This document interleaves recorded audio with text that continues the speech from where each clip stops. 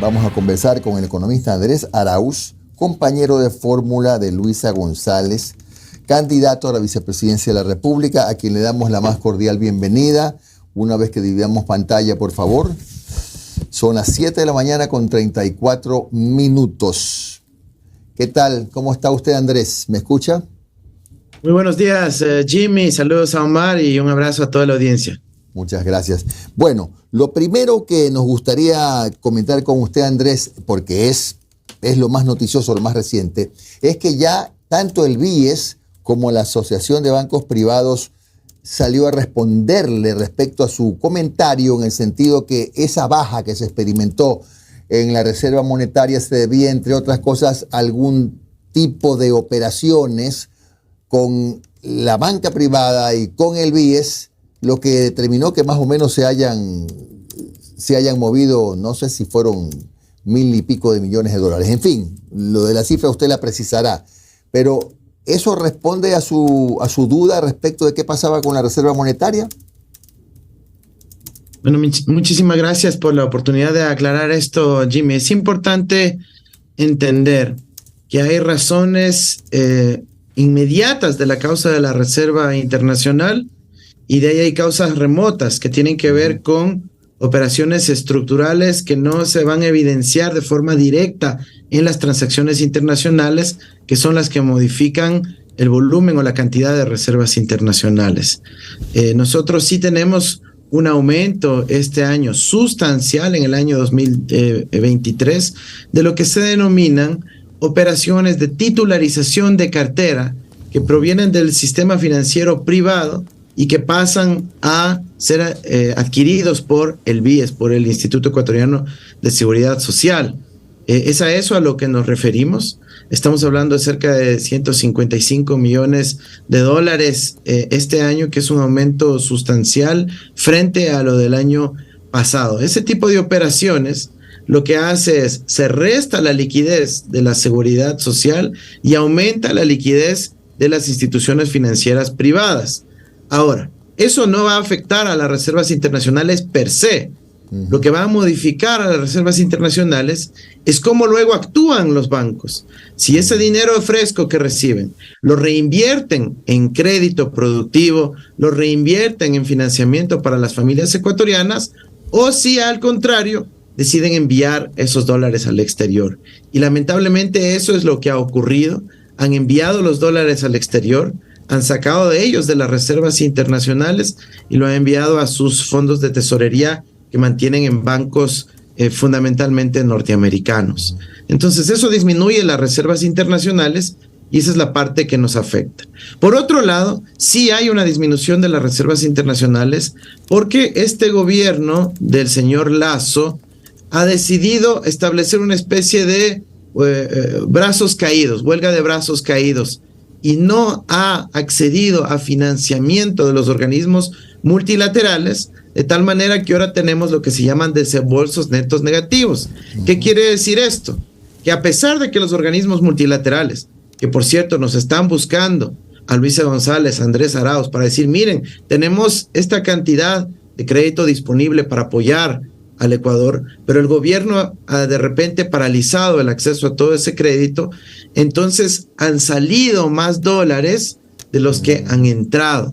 Entonces ahí hay una irresponsabilidad y una omisión grave del gobierno nacional, y una de las razones por las cuales ha disminuido la Reserva Internacional de forma inmediata. Tampoco ha tomado medidas para que los exportadores y la propia banca reingrese dólares al Ecuador, y eso ha generado que haya una caída sostenida de las reservas internacionales. Esta semana hemos tenido reuniones, Luisa González y Andrés Arauz, con el Banco Mundial, con el Fondo Monetario, y les hemos dicho, miren, ustedes cuando acordaron los créditos con el gobierno ecuatoriano, decían que las reservas iban a llegar a los 10,000 millones. No sé si los ecuatorianos se acuerdan, pero esas eran las proyecciones del Fondo Monetario Internacional, y sobre la base de eso les dieron el crédito al gobierno del Ecuador, y ahora más bien hay una tendencia decreciente. Eso quiere decir que los organismos internacionales también son corresponsables de que haya esta escasez actual de dinero tanto en el gobierno como en la economía nacional, y van a tener que asumir su responsabilidad en otorgar financiamiento al siguiente gobierno, sea quien sea. Andrés, y en ese marco, cuando estamos con una reserva monetaria a la baja, la pregunta que cabe es, Luisa González ha dicho que sería necesario una inversión de más o menos 2.000 millones de dólares, algo así, para poder reactivar la economía, para poder volver a invertir en obra pública, para atender los problemas que generará el fenómeno del niño de la reserva monetaria. ¿Es posible hacerlo? Solo una precisión, Jimmy, y es que la reserva monetaria se liquidó en el año 2000, cuando el país ingresó a la dolarización. Ya no se llama así reserva monetaria, porque las reservas monetarias son para sostener una contraparte de la moneda nacional. Eso ya no existe en el caso del Ecuador. Esta es acumulación de depósitos de las distintas entidades públicas y financieras que administra y gestiona el Banco Central del Ecuador, y se denominan reservas internacionales, que bien podrían denominarse activos externos netos del Banco Central, y es a esa cifra a la que nos referimos. En las reservas internacionales tenemos aproximadamente 7.000 millones de dólares, y de ahí hay otros recursos propios del Banco Central, en lo que se denomina el cuarto balance, en el exterior, que suman otros 1.000 millones, y en total tenemos cerca de 8.000 millones de dólares. Todavía es una cantidad importante, todavía es una cantidad sustancial, más allá de lo que requiere la economía ecuatoriana para gestionar regularmente sus pagos internacionales.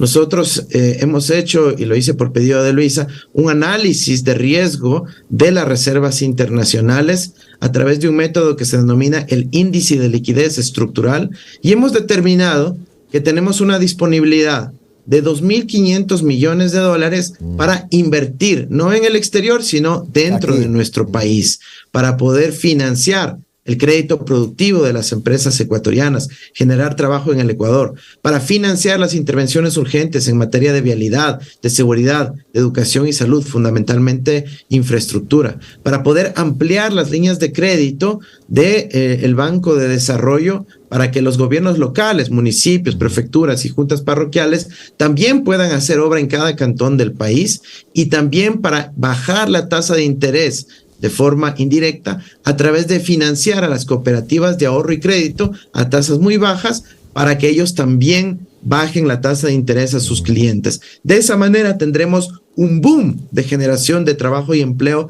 en el Ecuador por un monto de 2.5% del PIB, y será un impulso económico a nuestro país que contribuirá no solo a disminuir la migración, a generar más oportunidades, a dar trabajo a los jóvenes, sino también a contribuir a la reducción de la inseguridad en el Ecuador. Economista, Omar Jaén le saluda, buen día.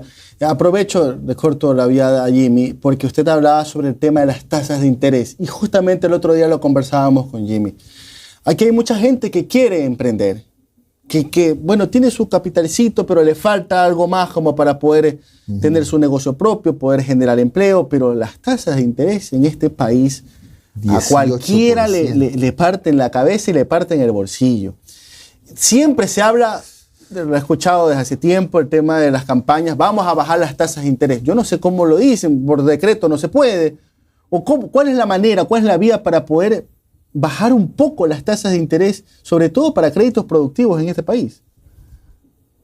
Gracias, Omar. Sí, definitivamente la ciudadanía por las tasas de interés tiene que enfrentar cuotas demasiado grandes cada mes.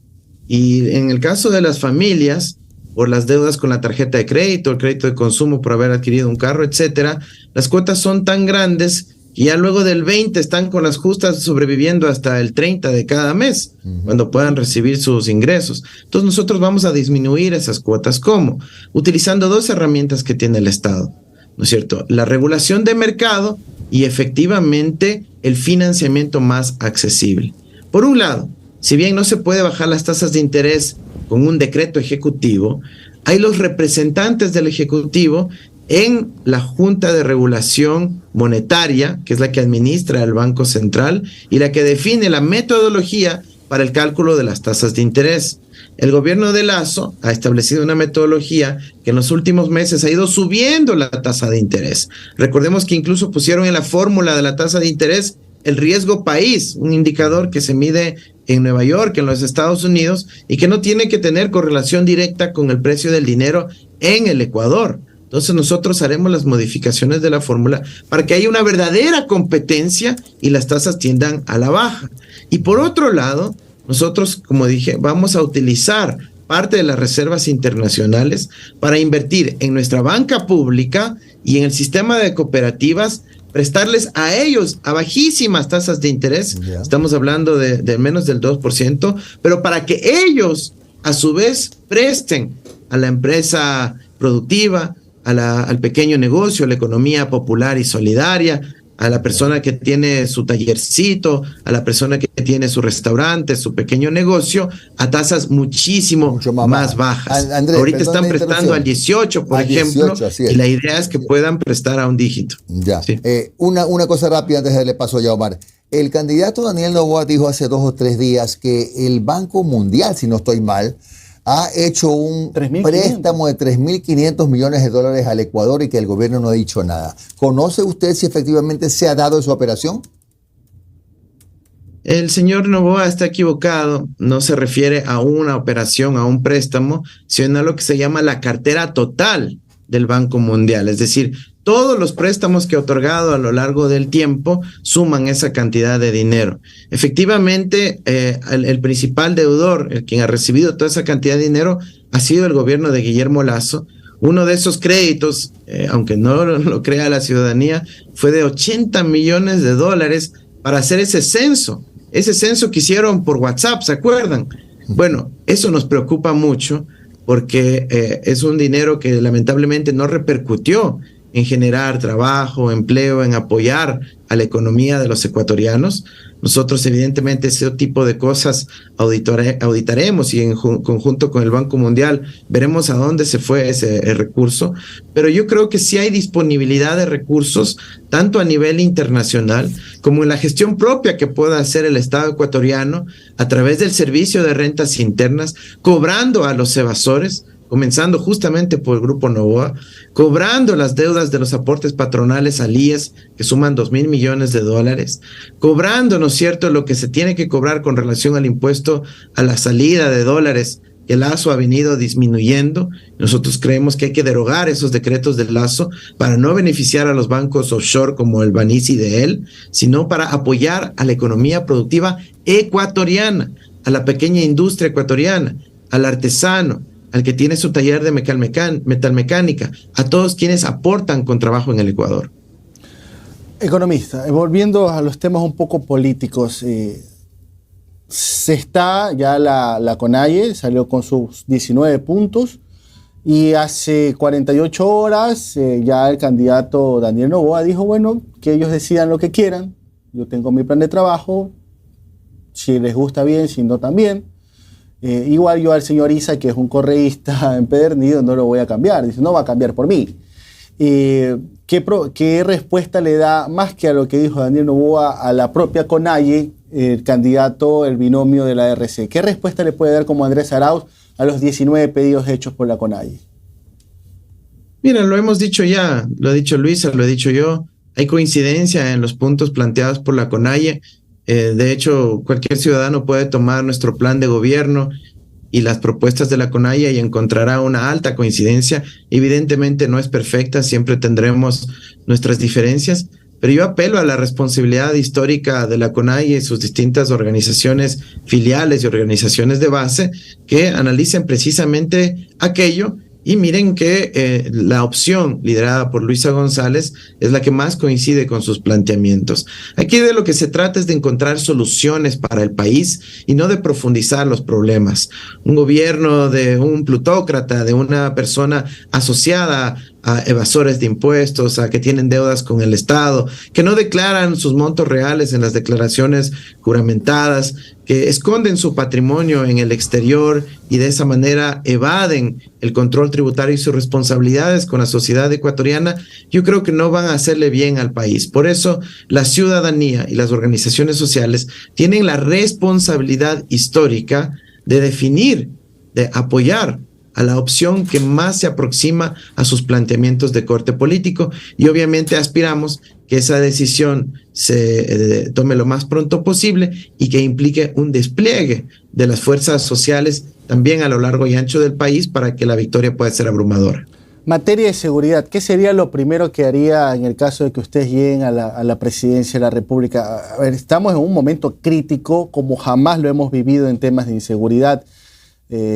Ayer hasta se nos cayó la cárcel de máxima seguridad acá en Guayaquil y hay bastantes complicaciones desde las cárceles, pasando por los puertos, las fronteras, el tema de las vacunas que ya está llegando acá a todo tipo de sectores de la ciudad. ¿Qué es lo primero que harían ustedes en tema de seguridad? Mira, como lo ha dicho Luisa González, nuestra prioridad también será la seguridad. Vamos a devolver la seguridad a la ciudadanía para que puedan viajar tranquilos en transporte público, para que puedan permanecer con tranquilidad en sus hogares, para que puedan caminar tranquilos por las calles. Lamentablemente, por primera vez en la historia, el crimen organizado ha compenetrado a la fuerza pública de los más altos estamentos del Estado. Es decir, el presidente y su círculo están contaminados por el crimen organizado. Y si eso no cambia, si no sacamos a Lazo lo más pronto posible, si permitimos que el calendario electoral se siga extendiendo, se va a contaminar aún más. Entendamos que quien está gobernando el país es una mafia de narcobanqueros y necesitamos sacarlos pronto. No debe extenderse el calendario electoral, porque la primera necesidad para lograr seguridad en nuestro país es cambiar al gobierno. Ahora, una vez que lleguemos ahí, nuestras acciones han sido claras: reinstitucionar la seguridad, depurar a la fuerza pública, depurar a los funcionarios judiciales mediante evaluaciones como el polígrafo, las pruebas de confianza, la evaluación que hará la unidad de análisis financiero económico, cruzando las bases de datos y determinando comportamientos irregulares en materia patrimonial.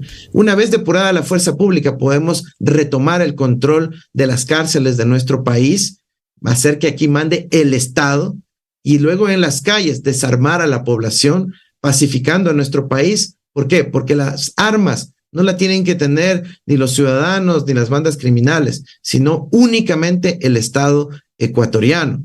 Esto es en materia de crimen organizado. Se tiene que hacer con una inteligencia estratégica sobre la base de información, estadística, planificación, y todo eso estamos listos a desplegar sobre la base del estudio del fenómeno del crimen organizado en nuestro país. No puede ser acción improvisada. Tiene que haber una perfecta consideración del timing para evitar que acciones que tome el Estado terminen generando repercusiones a la ciudadanía. Entonces, esto requiere mucha inteligencia y para eso estamos desplegando un enorme equipo con expertise alrededor de estos temas en el Ecuador. Y por otro lado, en materia de delincuencia común, lo hemos dicho con muchísima fuerza: reforzar infraestructura, equipamiento, es decir, retomar las UPCs abandonadas, construir más, equipar con patrullas a la policía, dar para la gasolina para nuestra fuerza pública, que ahora tiene que andar rogando para que les den el sándwich, la gasolina, un lugar donde dormir en la noche. Todo eso va a volver con dignidad